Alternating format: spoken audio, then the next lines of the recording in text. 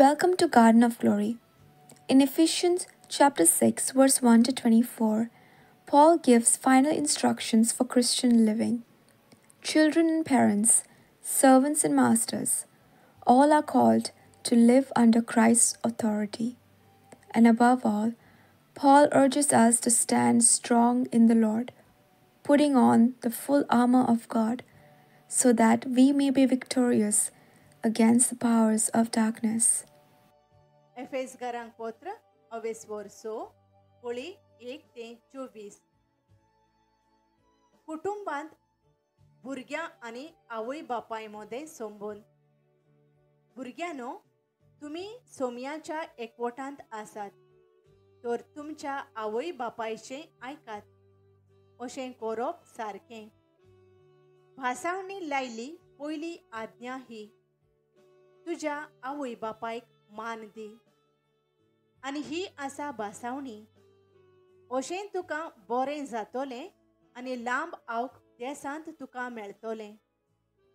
आवय बापायनो, तुमच्या वागणुकेन राग येसो करूं नाकात. शिस्तीन आनी बरे देखीन सोमयाची वाट शिकोवन तांकां ल्हान व्हड करात. गुलामा आनी धोनया मदें संबंद. गुलामानो, क्रिस्ताक तुमी खालती आसा म्हूण दाखोवन ह्या संवसारांतल्या धोनयांक व्हडा मानान आनी साद्या काळजान खालती रावात. तांचे दोळे तुमचेर आसात तेन्नाच तांकां खुशाल करूंक म्हूण न्हय, पूण तुमी क्रिस्ताची चाकरां म्हणून देवाची खुशी काळजान थावन तुमी करतात देखून. मनशां खातीर न्हय, पूण सोमया खातीर तुमचें गुलामपणाचें काम बरें खुशेन करात.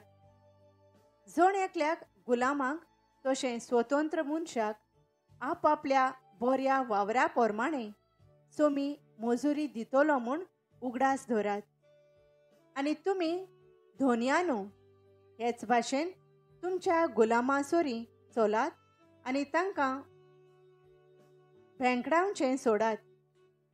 तांचो आनी तुमचो धोनी स्वर्गार आसा आनी तो कोणाच्याच तोंडाक पळयना म्हूण उगडास धरात. आत्मीक झूज. शेकी सोमया सोवें ताचे पदवेच्या बळान तुमी घोट रावात. देवचाराच्या सगळ्या मांडण्यांचेर जैत व्हरूंक देवान दिल्लें झुजाचें आंगत्राण घालून रावात. कित्याक म्हळ्यार रोगता मासाच्या दुस्माना लागीं आमकां झूज ना, पूण पोरदाना लागीं, अधिकाऱ्यां कडेन, ह्या काळोखाच्या संवसाराचो राजकारभारी चलयतल्या लागीं, अंतराळार वस्ती करतल्या खोट्या आत्म्यां कडेन आमचें झूज.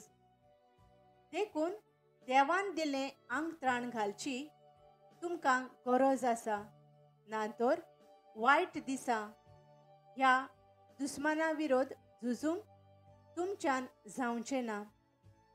आनी सगळे उपाय घेवनूय तुमच्यान थीर उबी रावंक घडचेंच ना. म्हणटच सगळीं हात्यारां घेवन तयार रावात. तुमी वळखूंक पावल्यांत तें देवाचें सोत जावं दी तुमच्या पेंटाचो पट्टो. देवाक मानता तसलें जिवीत जावं दी तुमचे छातीचें कोट्टें. शांतीचें शुभ वर्तमान पोरगोटची उर्बा जावं दी तुमच्या पांयांचे बूट. देवचाराचे सगळे जळते बाण तुमच्यान पालोवंक जावचे खातीर तुमच्या हातांत सदां भावार्थाचो ढाल धरात. शेवटी सोडवणेचें शिरोस्त्राण घालात आनी पवित्र आत्म्यान दिल्ली तोरसाद म्हणजे देवाचें उतर धरून रावात.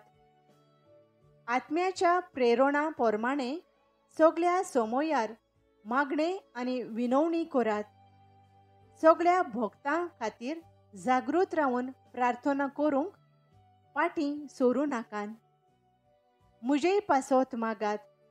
मुजें तोंड उगडून फावो तसल्या उतरांनी आनी काळजीदारपणान शुभ वर्तमानाचो गूट हांवें परगोट करचो म्हूण मागात.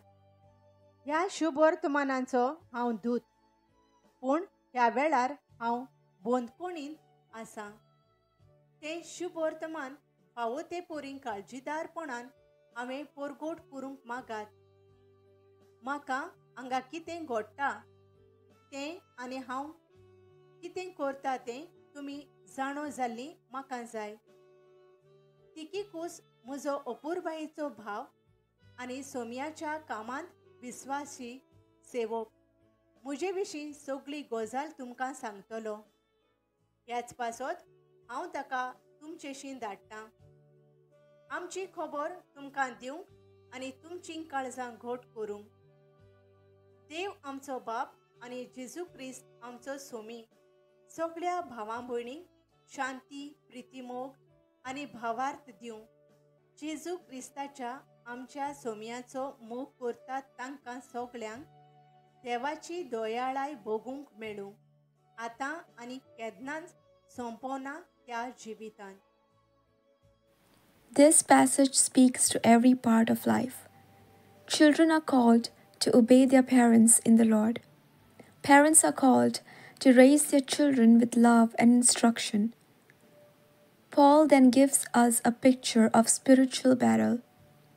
Our struggle is not against flesh and blood, but against spiritual forces of darkness. That is why we need the full armor of God, the belt of truth, the breastplate of righteousness, the shoes of the gospel of peace, the shield of faith, the helmet of salvation, and the sword of the Spirit, which is the Word of God. Through prayer and perseverance, we stand firm in Christ. Paul ends with a blessing of peace, love, faith, and grace, gifts for all who love the Lord Jesus Christ. Let us pray. Lord, thank you for your word that equips us for life and battle. Clothe us each day with the armor of God, so we may stand firm against the enemy. Bless our families with obedience, love, and faith, and fill our hearts with your peace and grace, until the day we see Christ face to face.